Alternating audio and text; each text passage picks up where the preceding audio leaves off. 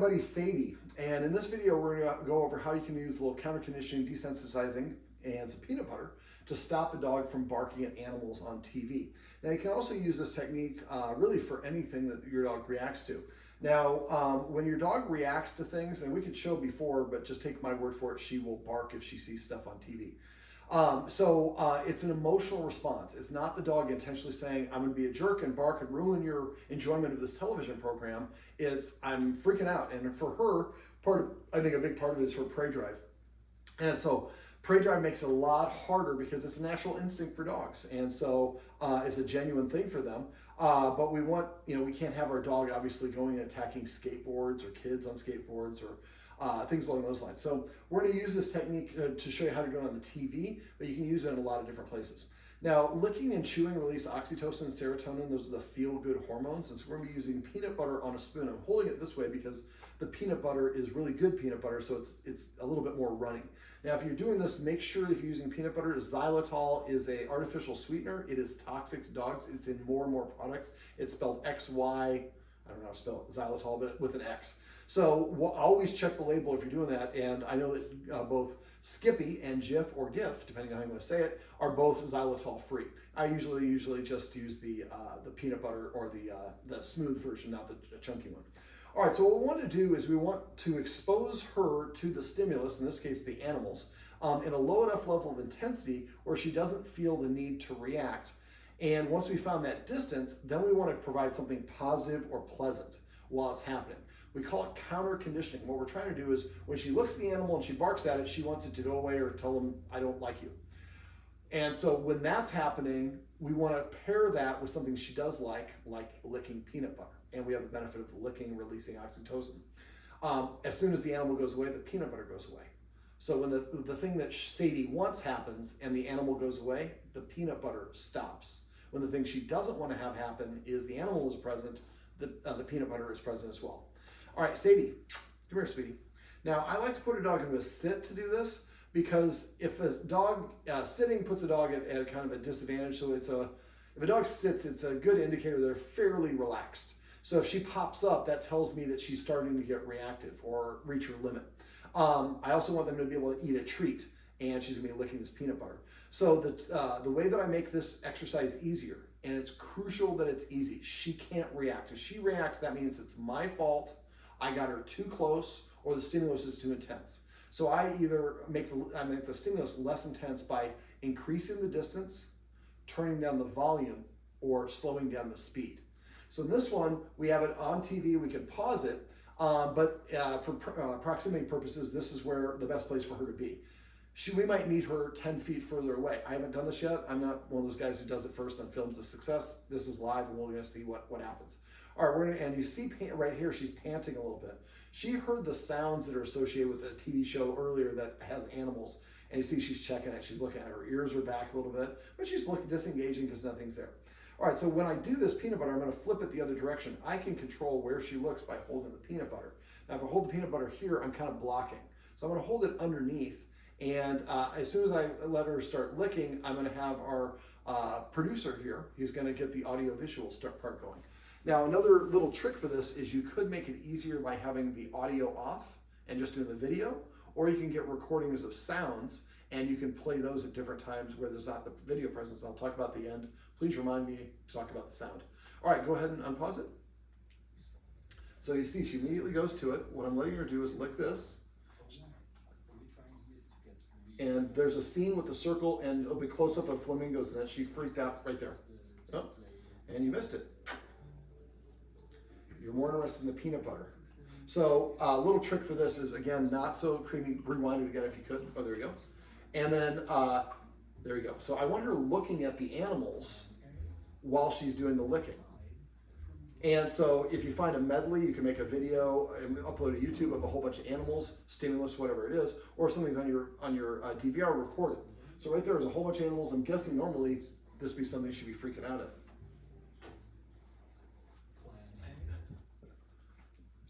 And so, yes, there's a little peanut butter on the floor. There you go. Sadie. So again, I'm making sure I hold it in a way that she can see it. And this is going to be a scene. Let's see. In a second, we're seeing that other circle with the flamingos in it. And she freaked out and kind of went right there. Now she's looking at it and not reacting. Now, I should have probably done it before and after footage. It's more dramatic, but she doesn't need to see that. So what we're doing is releasing that, and this is also what we call an incompatible behavior. She can't bark and lunge at the animals on TV while she's licking the peanut butter. And that was great. She was, and part of it might have been because she saw it a couple times before. She's a little bit less stimulated by it. But we're also using the peanut butter, which she really clearly likes, which is awesome. And so what you can do is you can actually get the, like I said, more creamy peanut butter or whatever, and then you can start freezing the spoon with the peanut butter on it. So I pack it on this side of the spoon, and then I make this side of the spoon kind of dirty. They get this side pretty quickly if it's not frozen. When it's frozen, you get a lot more licks. Now, you don't always have to use this. They also make little packets for little kids. They can squeeze it and it pushes like a puree. There's one, I don't know what the name of it is, but it's orange and it's for tiny babies. It has apples, carrots, and pumpkin. All three things that dogs can have. So make sure you don't anything with grapes. Those are toxic to dogs. Avocado, toxic to dogs.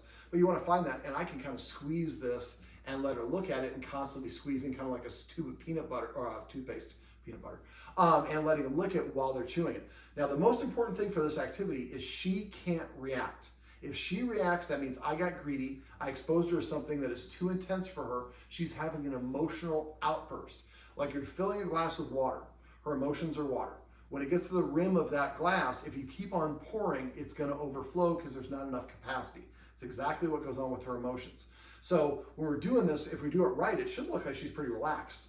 But don't be discouraged because, so you see it now in her ears. She's looking at it. She's a little bit more reactive, and we might get a little bit of reactivity if she's doing this, if she sees it. But what do we not have going on? We don't have the sound going. So that's okay, but that makes it a little easier. So you want to make it as difficult as you can, but not so difficult that she fails. Now let's say that she had to be 15 feet away and licking the peanut butter. And after doing it once or twice, she's looking at it, but licking the peanut butter, she's not really stressed. And next time we do it, maybe she's at 14, 13 feet. Gradually we get her closer and closer to the stimulus, but again, at her pace. Now if she starts quivering, like oscillating, her ears go up, her eyes get big, she's kind of starts grumbling, growling, baring her teeth. Licking lips is a sign of stress. Yawning is something she seems to do. But you want to see those, and when that happens, you want to pause or turn the TV off and move her away. So the idea is we want her to practice being exposed to the stimulus without reacting and something good happening.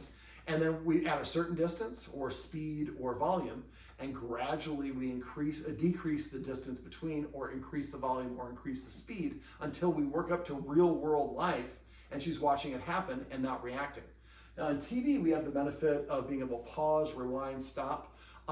In real life, we can't unless it's something that maybe that's recreatable, like dogs walking past a particular point on a path, or walking to an entrance of a dog park. We can kind of predict that more dogs are going to come. When we sit there waiting, and as soon as they come, then we let her start licking on it, and she's looking at it as it goes.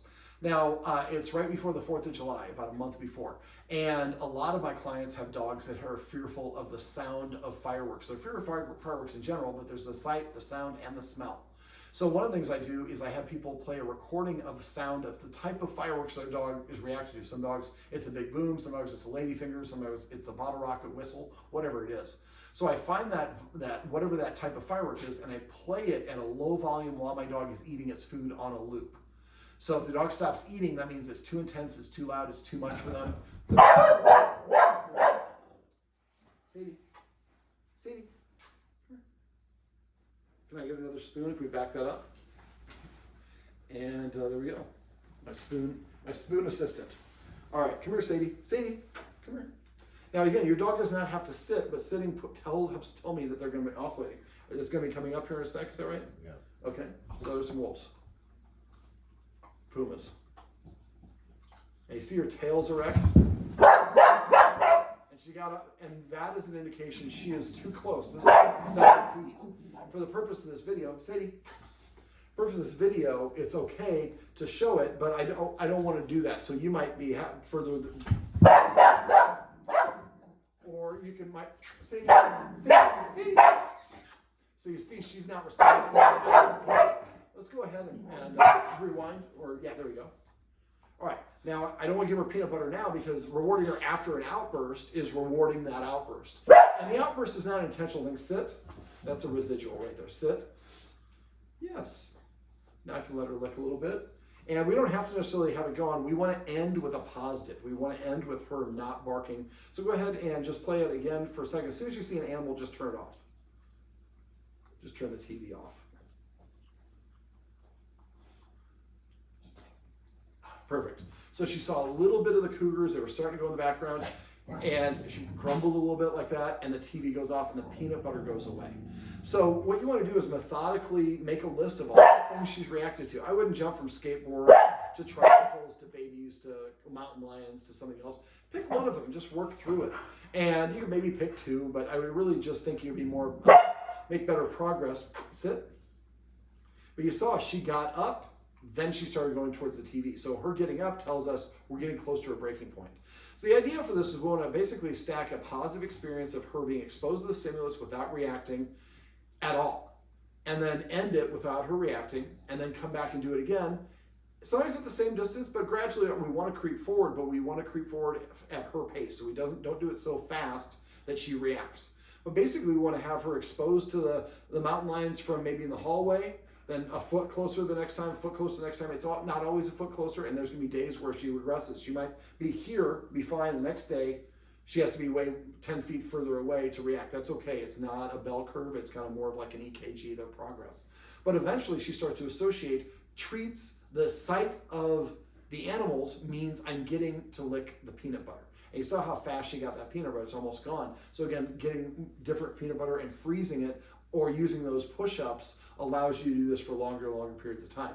And you look at her now, her ears are pretty far back, her mouth is open, her pupils are dilated. To keep on track of this one, I like to keep score. So what I do is I get a calendar or whatever, where you're gonna put it. You wanna put, lots of times I do this with treats, so I guess the score makes it a little bit harder. Maybe each lick you could, when I do it with treats, every time the dog looks at something, I give it a treat and I count that as a score, and every time the dog reacts, that's a score against.